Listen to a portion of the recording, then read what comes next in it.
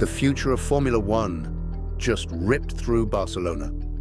We are talking about the first day of 2026 season testing.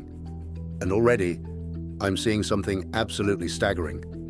Red Bull's young phenom, Isaac Hadjar, didn't just top the unofficial morning timesheets, he absolutely dominated them. This isn't just about a fast lap, it's about a statement, a declaration from the reigning champions that they are here to set the pace right from the very start. What does this mean for the rest of the grid? It means they're already playing catch-up, and you need to know why. Today, January 26th, 2026, the Circuit de Barcelona Catalunya became the crucible where the new era of Formula One truly began. This isn't just another test session, my friends. This is our first real look at the revolutionary 2026 regulation cars. We're talking about completely new power units, groundbreaking active aerodynamics, and sustainable fuels that are changing the very DNA of the sport. Every single detail observed today, no matter how small, could rewrite the entire championship narrative. I've been poring over the data, and what I'm seeing is a mix of raw pace, innovative engineering, and some serious early teething troubles. Remember, it was chilly with damp track conditions this morning, thanks to overnight rain. These are not ideal conditions for pushing the limits, yet some teams pushed anyway. The stakes are incredibly high, and the pressure is immense. Only 7 teams dared to take to the track today. Red Bull, Mercedes, Alpine, Racing Bulls, Haas, Cadillac and Audi. Noticeable absences, McLaren and Ferrari, who are skipping today's session, saving their big reveals for tomorrow. And Williams, they've opted out of the entire 5-day shakedown. This tells me a lot about varying team strategies and confidence levels. Are they holding back, or are they already behind? We saw Mercedes hit the track. First, a bold move, followed closely by Audi and Alpine. The focus officially is on data collection and reliability, not outright lap times. But let me tell you, when a driver like Isaac Hadjar puts in a lap nearly 2 seconds faster than anyone else, you can't ignore it. It sends a ripple of fear through the paddock. This isn't just data. This is a warning shot. The whisper in the paddock. The real truth they don't want you to know is that these early hours are a frantic scramble for understanding. Every team is trying to decode the secrets of these new machines. What I find fascinating is how quickly some teams are adapting, while others are clearly struggling. This is more than just a test. It's a high-stakes poker game, and the first cards have just been dealt. We've entered a new chapter for Formula One, and the visual evidence from Barcelona is absolutely stunning. Active aero is not just a concept anymore, it's a tangible moving part of these cars.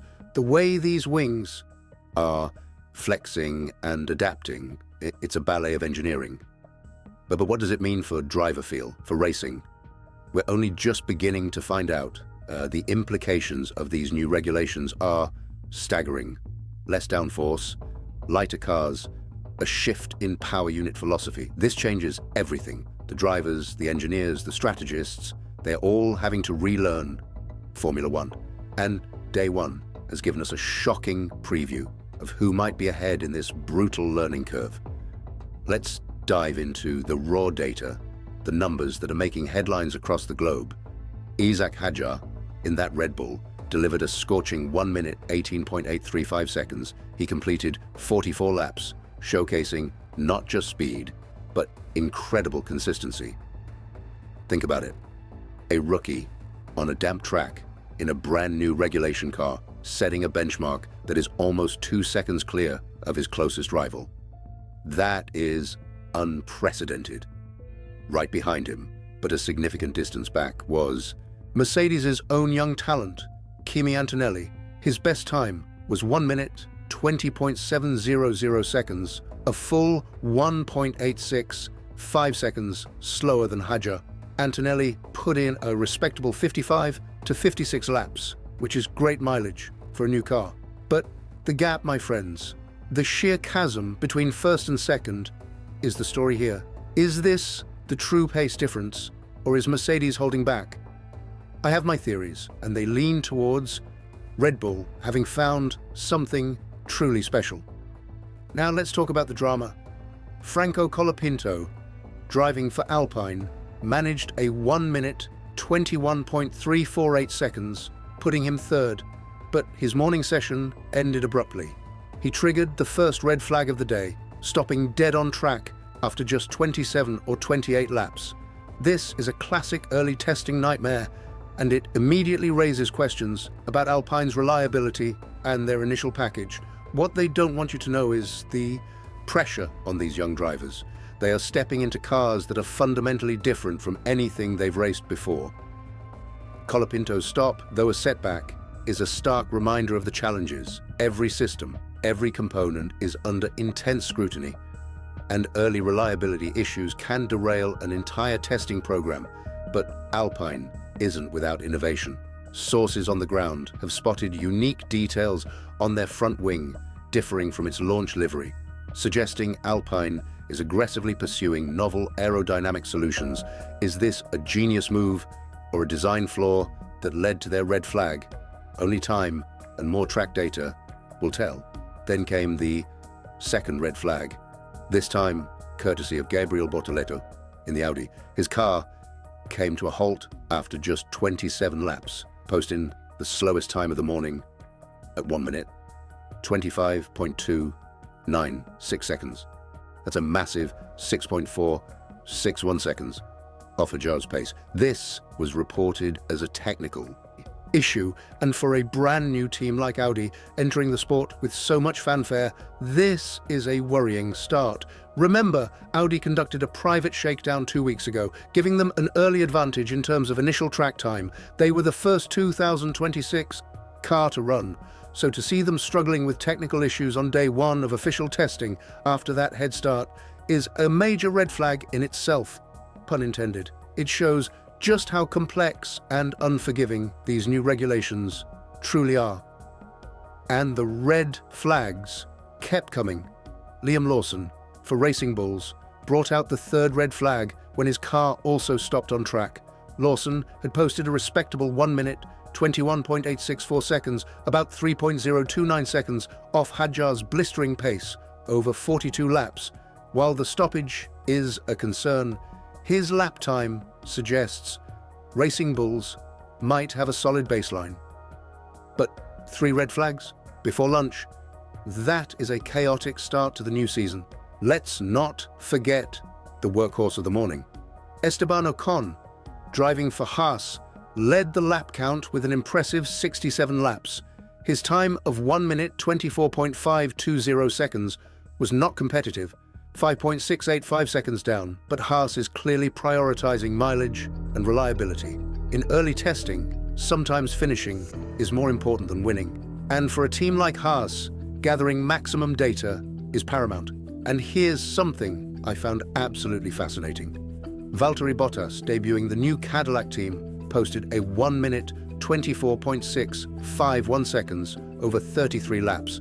To see Cadillac on track, officially in Formula One, is a monumental moment. Yes, his time was over 5.816 seconds behind Hajar, but the very presence of this new team, completing laps, is a testament to the expansion and global appeal of our sport. It's a new chapter, and Cadillac is writing its first words. I want you to think about what this means. We have new teams, new regulations, new drivers, and a completely new challenge. The conditions were tough, with the testing running from 9 a.m. to 6 p.m. local time, including a 1 p.m. to 2 p.m. lunch break. That damp 8 degrees Celsius air temperature is a true test of car and driver alike. These are not ideal conditions for pushing the limits, but they expose weaknesses quickly.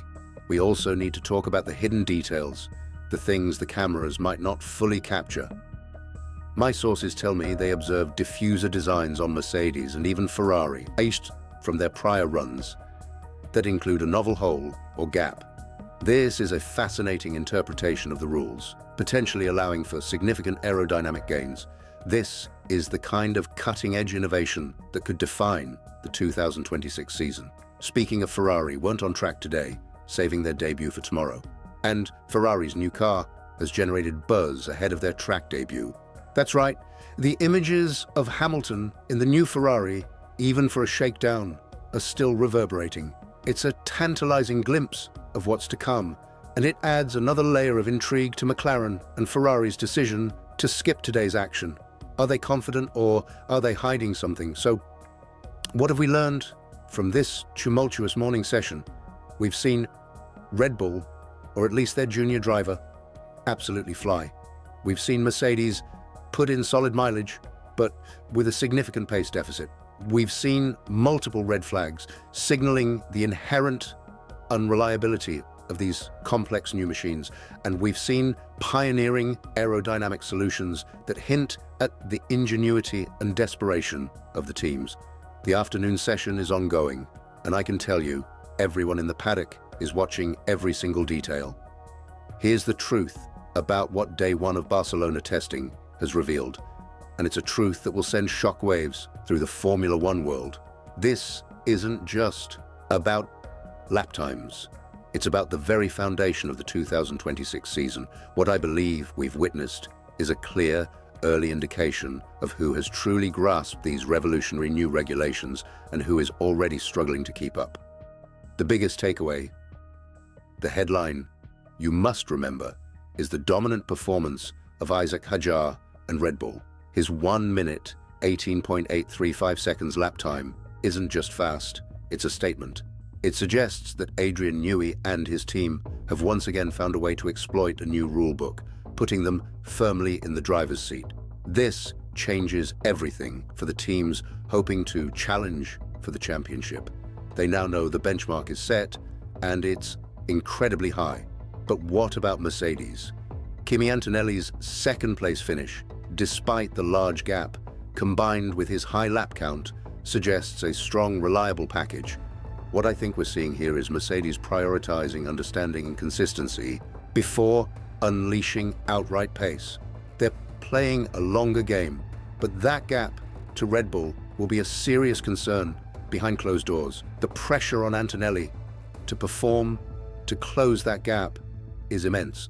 And the reliability issues, 3 red flags before lunch, is not just a statistical anomaly. It's a sign of the immense complexity and fragility of these 2026 cars. Franco Colapinto's Alpine and Gabriel Bortoletto's Audi both stopping on track, along with Liam Lawson's Racing Bulls, speaks volumes. For new entrants like Audi and a team pushing innovative aero like Alpine, these early stumbles are a critical blow to their confidence and their testing schedule. What I find truly compelling is the visible innovation. Alpine's unique front-wing design and the subtle diffuser tweaks observed on other cars tell me one thing: the engineers are being incredibly aggressive. They are pushing the boundaries of what's legal, searching for every tenth of a second. This is the beauty and the brutality of Formula One engineering, where one clever interpretation can unlock massive performance.